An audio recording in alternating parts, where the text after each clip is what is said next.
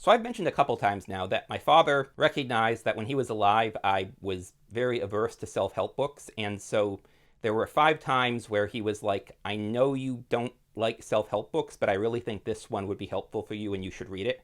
And I've mentioned that I read 3 of those, and then there were 2 that I did not read. So I want to just say what those are and why I didn't read those 2. The first one, and this was the one that he got me to read in high school, is a classic, Dale Carnegie's How to Win Friends and Influence People. And my big takeaway from this book is that you need to ask people questions about themselves, but they need to come from a place of genuine curiosity. And most people have things about themselves that you can find interesting if you look for it. And Nassim Nicholas Taleb, who I love, has sort of made the same point. And it's interesting because I've seen people read this book and they say, oh, you should be like feigning interest in other people. And I feel like that is not what he was saying. And there were some other ideas in this book too, but this was the big idea that I took away, is that if you want to connect with people, you need to be taking an interest in what they are interested in, finding what about what they do is interesting to you and building a connection over that. And so that, as an autistic person in high school, this was really eye-opening to me, and it has influenced how I've lived my life, and I don't always adhere to it, but I should reread this one. I've been meaning to reread this one, but that was the big takeaway when I read it in high school. And then the next one he didn't bring up until after I got kicked out of my PhD program, which I will talk about at some point. I'm going to write a blog post and then I'll probably make a video about it. And then I was trying to figure out how do I move forward, and this is a book, and he also got me the audiobook, and the audiobook was actually useful in this case. Usually I have auditory processing disorder, so I struggle with audiobooks. But it's basically about how to use design thinking to figuring out your life. And there's a lot of exercises, and the first time I tried some of the exercises, I didn't really find them helpful. I don't tend to find exercises helpful. But this idea of design thinking, I think, has been helpful and has influenced me moving forward. And then the next book that he recommended, and the last of the ones that I actually read, is The Male Factor. And I talked about this in my book on gender, and this is useful to me because a lot of the things that women in the workplace don't know are also things that ADHD men in the workplace don't know, because the things that neurotypical men in positions of power are annoyed by in women are also often things that neurodivergent men do. And I could speculate on the reasons for that, but the point is, this was useful for me in terms of, if I'm relating to male coworkers, I need to check this. And so then there were the 2 books that he recommended that I did not read. So this one I think he recommended to me in undergrad. And the thing is, I have tried meditation multiple times, and meditation generally, I've always been taught as doing internally focused meditation. And it wasn't until, so Andrew Huberman does this podcast, which I've listened to a few of them. They're long, and I often have issues. But one of the things he studies is meditation, and he said 2 things that were really eye-opening to me. The first is that meditation for as little as 3 minutes a day can be effective if you do it right.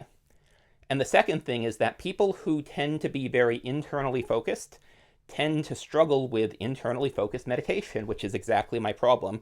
But externally focused meditation works. And I realized I had been doing 2 things that were basically meditation practices in the Huberman sense, but not in the sense I had been taught, that had really helped me develop this. One was attending Quaker meeting, which, if you're not familiar with Quakerism, at least traditional Quaker worship, you are basically sitting around in silence for an hour, and then people will speak if the spirit moves them, which that can be anything from nobody talks to maybe 5 people talk, but usually it's between nobody and 2 people talking. So it's mostly you're sitting around in silence, taking in your surroundings. And some people at Quaker meeting you'll see have their eyes closed, but I have my eyes open.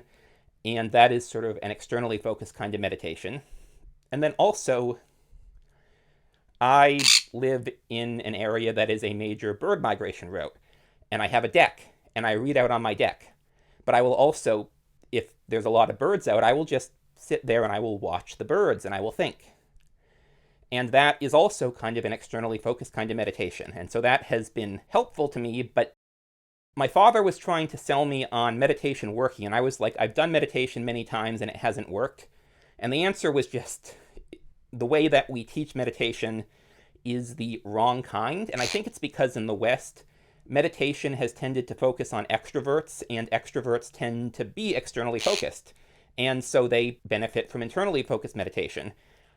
And so we haven't really developed this tradition of externally focused meditation as explicitly. But it was interesting. So I read this book by Robert Wright, Why Buddhism is True.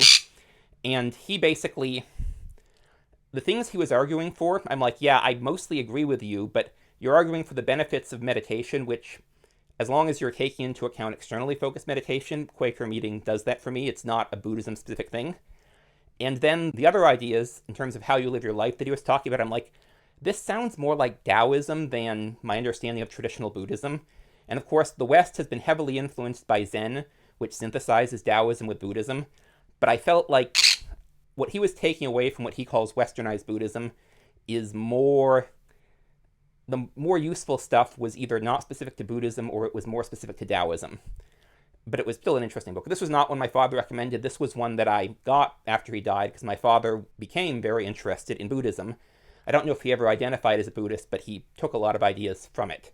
And that actually, the other book that my father recommended is this one, Buddha's Brain, which, so my reason for not reading this one is that when I was in middle school, my father discovered Buddhism, Buddhist ideas as a way of helping him, but he then tried to sort of teach them to me, and the way he presented them is basically sort of pop stoicism, bro stoicism. It was sort of like, oh, suffering is all in your head, just get over it, which for a 12-year-old is not helpful advice.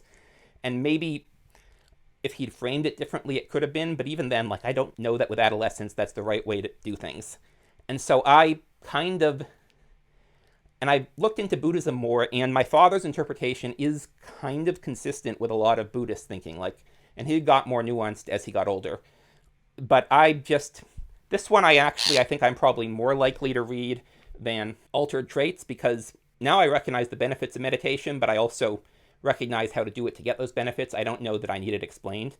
I might still read it, but less likely. This one I might actually read because I've been trying to give Buddhism more of a fair take, because I have this sort of aversion from how my father presented it when I was younger. I still am skeptical, but Buddhism has this idea of the three poisons that I actually find kind of useful, and I wrote a blog post. I will link on that.